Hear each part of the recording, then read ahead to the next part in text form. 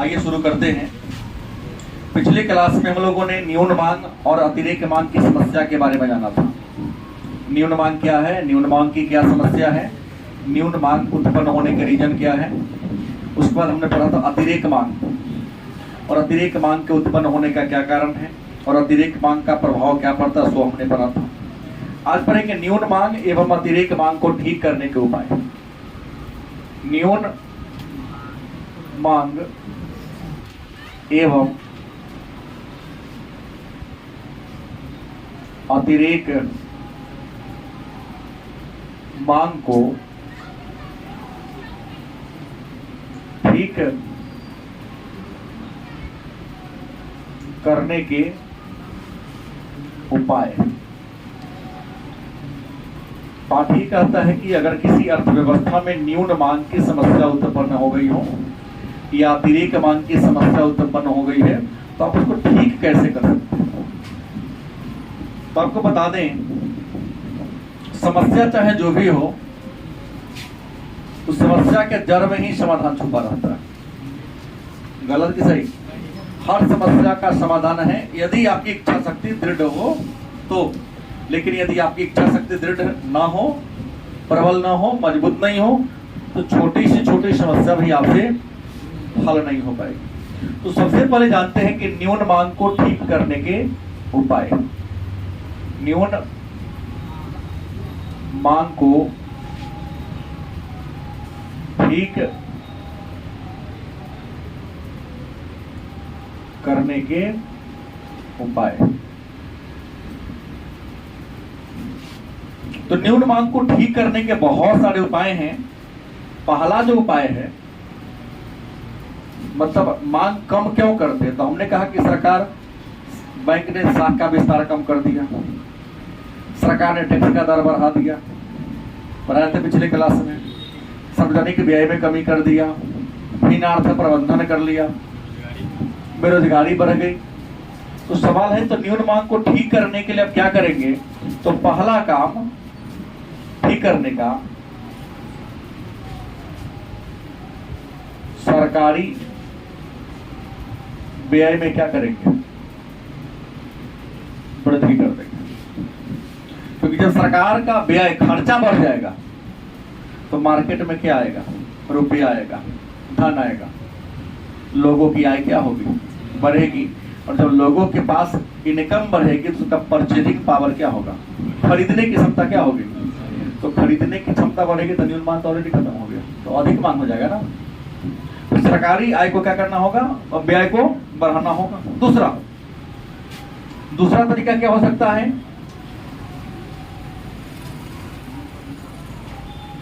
कर का भार क्या करना होगा, कम करना। सरकार जो टैक्स का दर निर्धारित की है, टैक्स के दर को क्या करना होगा, क्योंकि जैसे ही टैक्स का दर घटेगा तो लोगों का बचत क्या होगा, बढ़ेगा। बचत बढ़ेगा तो निवेश बढ़ेगा, क्योंकि आय का वह भाग जो खर्च नहीं होता है बचत कहलाता है, और जो इंसान का बचत होगा वही निवेश होगा। क्योंकि बचत और निवेश हमेशा बराबर होता है। हम किसी कारोबार में उसी पैसा को लगाते हैं जो खाने पीने के बाद में बच जाता है। आमदनी को लगाते हैं नहीं, बचत को लगाते हैं, अधिशेष राशि को। तो सरकार को कर भार क्या करना होगा, कम करना होगा। तीसरा क्या होगा, सरकारी ऋण में क्या करना होगा। सरकार ऋण लेती है, बैंक से तो ज्यादा पैसा सरकारें ले लेती है, बैंक के पास पैसा रहता ही नहीं है। जो चीज कम रहेगा उसका वैल्यू ऐसे ही बढ़ जाएगा। सरकार ऋण कम कर देगी तो बैंक में पैसा ज्यादा रहेगा, बैंक में पैसा ज्यादा रहेगा तो बैंक साख का विस्तार क्या करेगी, ज्यादा करेगी तो मार्केट में पैसा आएगा, इससे लोगों को खरीदने की क्षमता क्या होगी। चौथा, घाटे का बजट बनाना होगा। क्या करना होगा, घाटे का बजट का मतलब क्या होता है, पढ़ा दे। सरकार के एक वर्ष के आमदनी और खर्च के विवरण को क्या करते हैं, तो न्यून मांग को ठीक करने के भी एक तरीका है कि घाटे का बजट, मतलब घाटे का बजट बनाने से न्यून मांग कैसे ठीक होगी ये जान लीजिए। तो सरकार घाटे का बजट बनाइए कि जैसे मान लिया कि सरकार को आमदनी हो रहा है मान लो 100 रुपया, तो सरकार खर्च करने का हिसाब कर ले 120 रुपया। घाटा का ना हो गया, आमदनी कम हुआ पर खर्चा बेसी कर रहे हैं, तो खर्च बेसी ज्यादा यहाँ सरकार करेगी, तो हर क्षेत्र में सरकारी पूंजी लगी देगी ज्यादा। वो पूंजी जो आएगी बैंक में थोड़ी जाएगा, बाजार में आएगा ना। अच्छा, घाटे के वजह बनाएगी तो एक और फायदा होगा, वस्तु की कीमत घटेगा। घाटे का अगर बजट बनाएगी तो वस्तु की कीमत क्या हो जाएगा, घट जाएगा। गलत कि सही? तो ये हो गया न्यून मांग को ठीक करने के उपाय। लेकिन इन सारे उपाय को सम्मिलित रूप से हम कहते हैं राजकोषीय उपाय। कौन उपाय? राजकोषीय उपाय। तो एक 2 अंक का ही प्रश्न हो सकता है कि न्यून मांग को ठीक करने के राजकोषीय उपाय बताइए। नहीं, तो राजकोषीय उपाय में क्या है? सरकार को व्यय में वृद्धि करनी चाहिए, कर का भार कम करना चाहिए, सरकार को ऋण में कमी लानी चाहिए, घाटे का बजट बनाना चाहिए। वस्तुनिष्ठ क्या सकता है?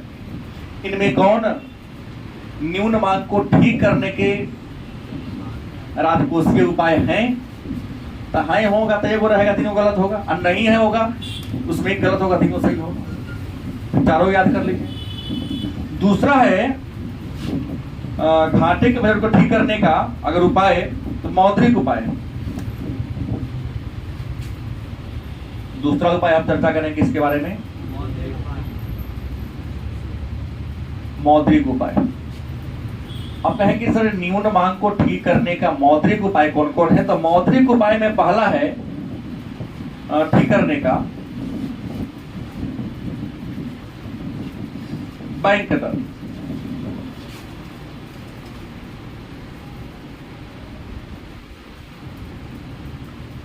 क्या करना होगा? कम करना।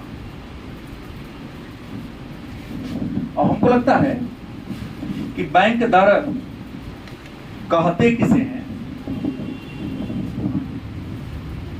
इस बात को आप लोग जानते हैं? नहीं जानते? जानते हैं क्या है बैंक दर? केंद्रीय बैंक जिस ब्याज की दर पर व्यापारिक बैंक को ऋण देती है उसी दर को क्या कहते हैं? बैंक दर कहते हैं। तो हाँ, न्यून मांग को ठीक करने का मौद्रिक उपाय में, मौद्रिक उपाय के अंतर्गत वाला हमने क्या कहा? कम करना। दूसरा है खुले बाजार की क्रिया। क्या है? खुले बाजार की। अब खुले बाजार की क्रिया क्या है? तो हम पढ़ाए थे शायद केंद्रीय बैंक भौतिक में, सरकार अपनी शेयर को ओपन मार्केट में सीधा बेचना शुरू कर दे। तो सरकार का जो शेयर है, किसी कंपनी का जो शेयर है, मार्केट वैल्यू 30 रुपया है, घोषणा करते मैं इसको 27-25 में बेचूंगा। तो जिनके जिनके पास जो अन्य कंपनी होगी, फिर भाई दाम क्या हुआ है? गिरा हुआ है, चलो इसको परचेज कर लो, खरीद लो। जैसे खरीदेगा तो पैसा सरकार को देगा, कागज का टुकड़ा ले लेगा, शेयर ले लेगा, सरकारी प्रतिभूति देगा। सरकार खुले बाजार में सामान बेचेगा तो घटेगा। तीसरा उपाय है नगद कोष अनुपात में परिवर्तन। कौन है? नगद कोष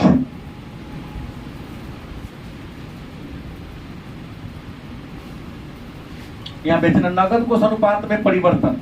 परिवर्तन में कमी भी हो सकता है और वृद्धि भी हो सकता है। तो नगद कोष अनुपात में क्या करना होगा?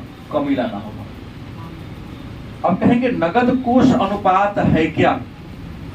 नगद कोष अनुपात को अंग्रेजी मैंने बताया है CRR, cash reserve ratio.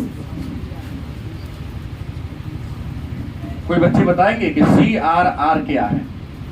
Cash reserve ratio क्या? 2 आदमी शर्म आनी चाहिए आप लोगों को थोड़ा थोड़ा। कई बार चर्चा किया हूं मैं, आ गया बोलिए।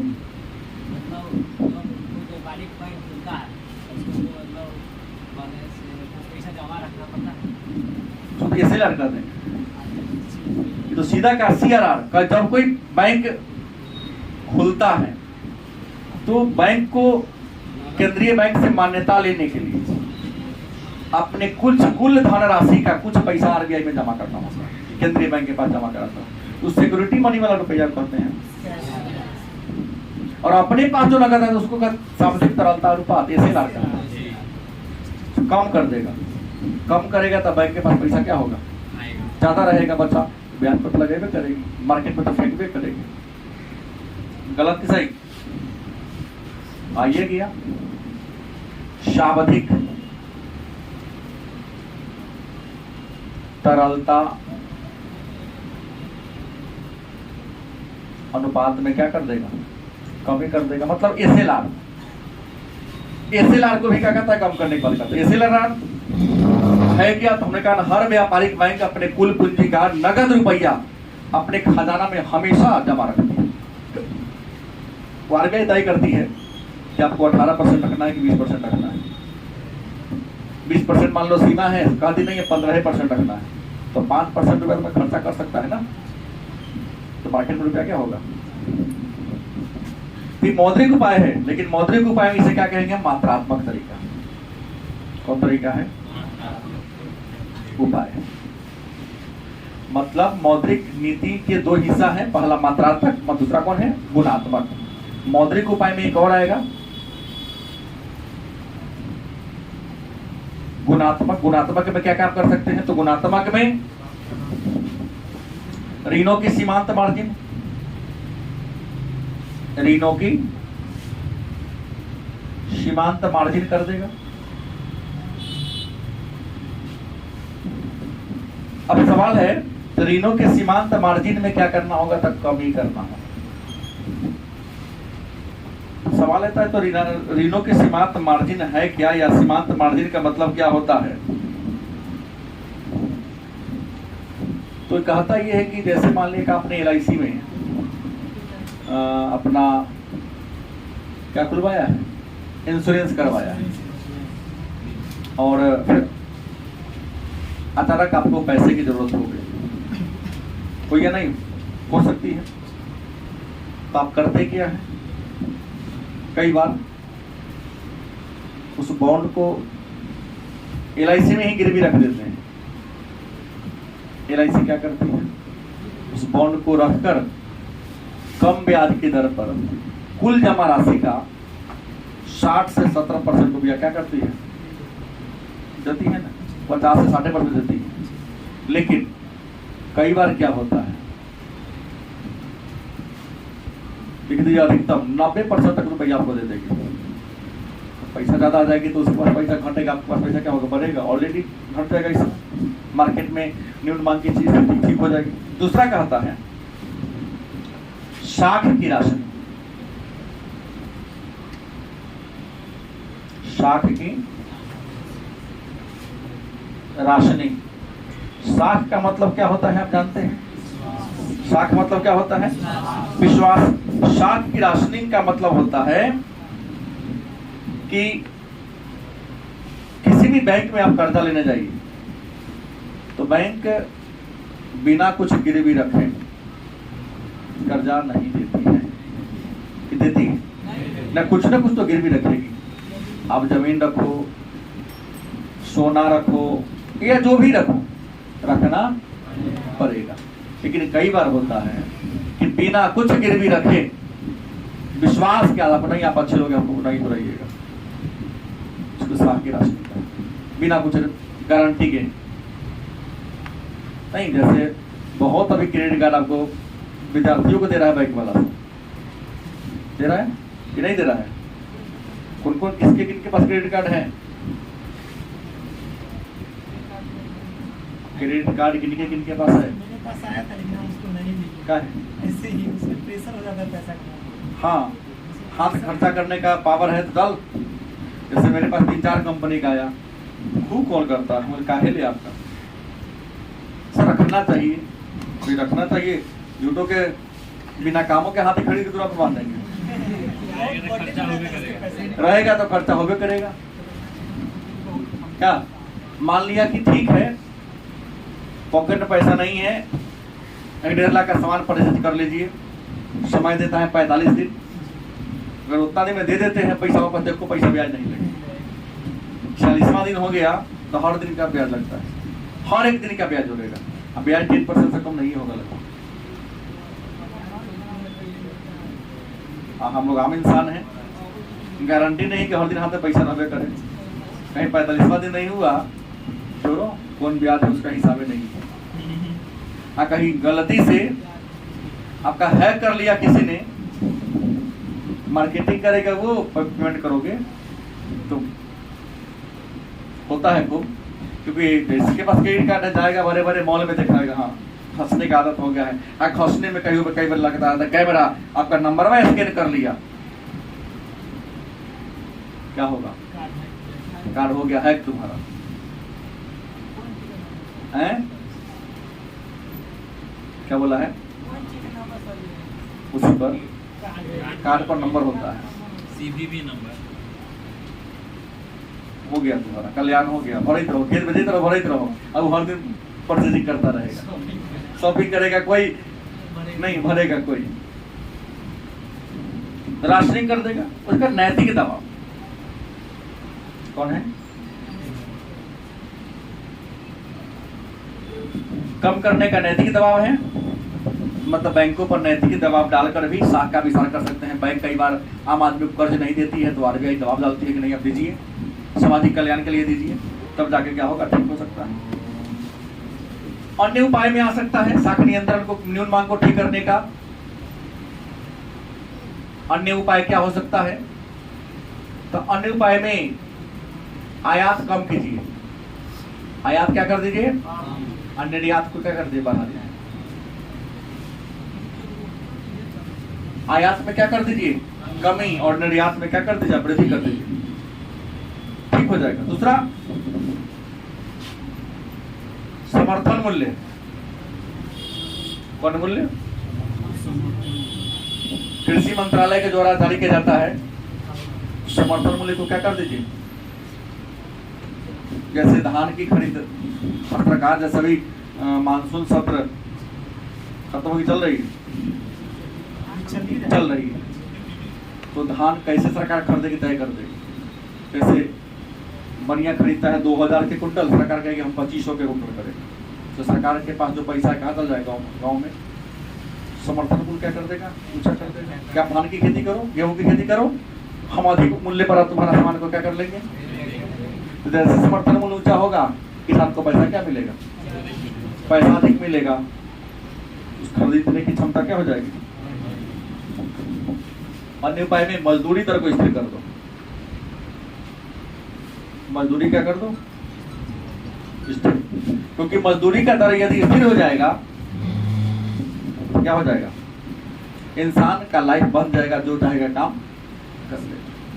तो ये न्यून मांग को ठीक करने के न्यून उपाय हैं, राजकोषीय, मौद्रिक और अन्य उपाय। अब है अतिरेक मांग को कैसे ठीक करोगे आप? अतिरेक मांग को ठीक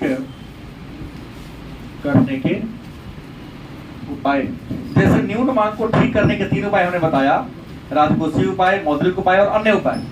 ऐसे ही अतिरेक मांग को भी ठीक करने के 3 उपाय हैं। कितने हैं? पहला क्या होगा? राजकोषीय उपाय। दूसरा क्या होगा? मौद्रिक उपाय। और तीसरा क्या होगा? अन्य उपाय।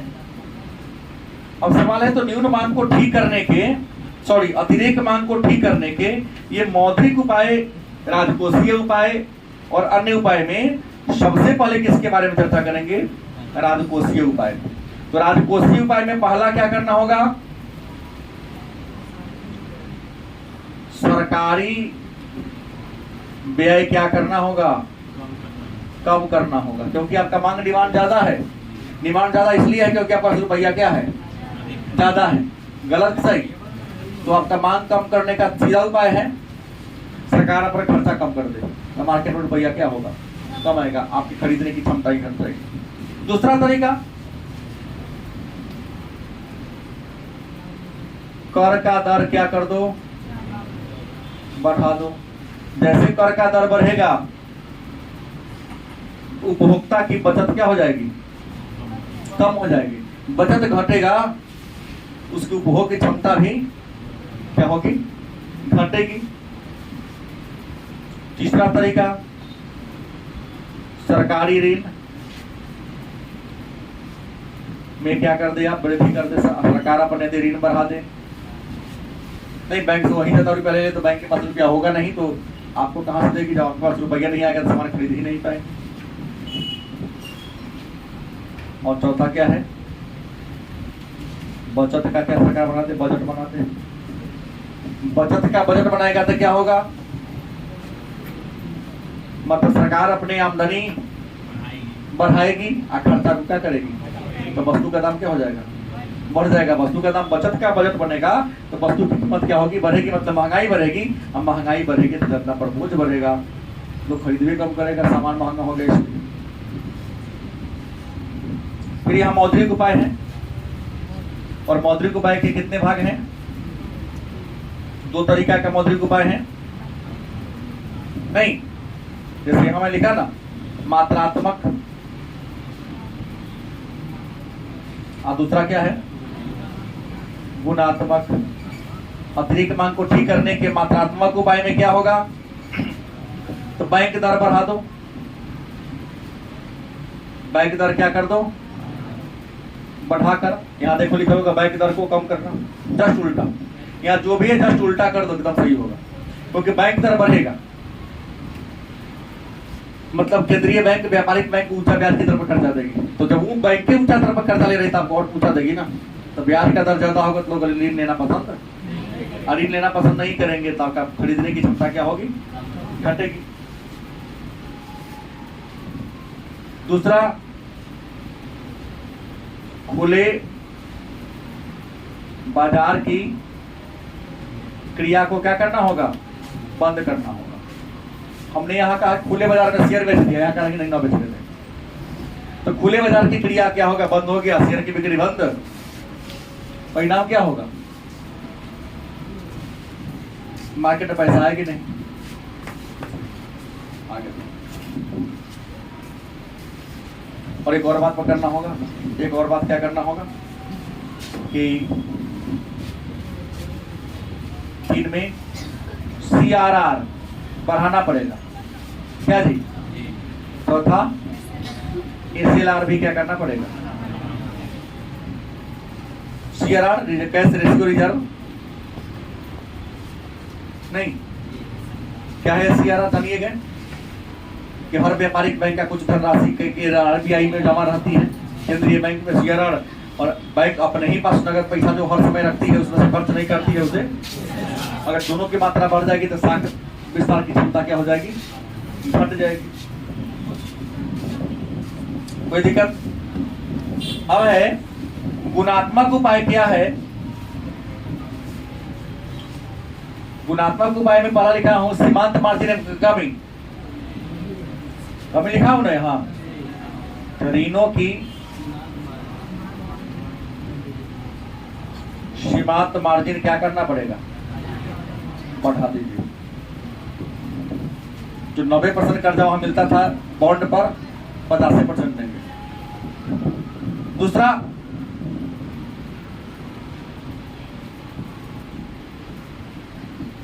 साख राशनिंग को क्या करना पड़ेगा, वहां कमी है, साख राशनिंग में कमी करना पड़ेगा, यहाँ क्या करना पड़ेगा, बढ़ा देना होगा, अपने आप बढ़ जाएगा।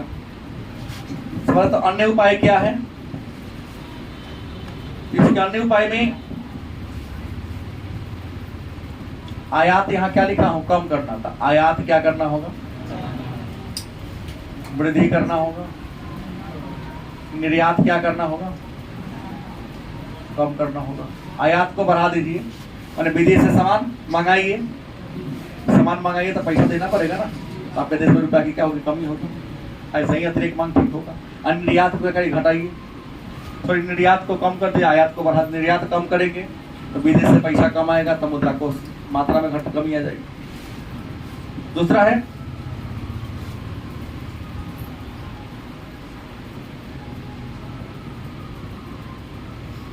मजदूरी दर क्या करना होगा, यहाँ स्थिर रखना पड़ेगा, फ्लक्चुएट नहीं करना पड़ेगा। एक और है उत्पादन को बढ़ाना पड़ेगा। क्या पड़ेगा? उत्पादन को बढ़ाना पड़ेगा। और चौथा कीमत को नियंत्रण करना पड़ेगा।